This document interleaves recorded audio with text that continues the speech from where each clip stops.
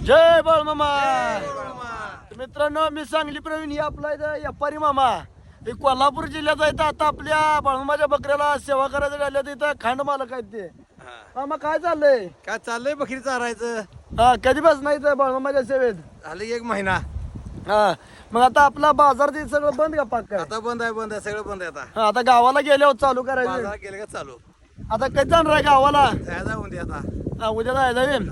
आता खांडाव कोण आता इथे खांड मालक कोण? आपलं हे वाघाडे सर आहेत की. येत आहे मला खांड मालक करायचं. हा ते खांड मालक आहे इथं इथं आहे मित्रांनो. ही खांड मालक आहे आता नवीन. व्यापारी मामा आता आपलं 1 महिना सेवा केली 6 महिना सेवा करून आपलं जाणार आहे. जाणार आहेत.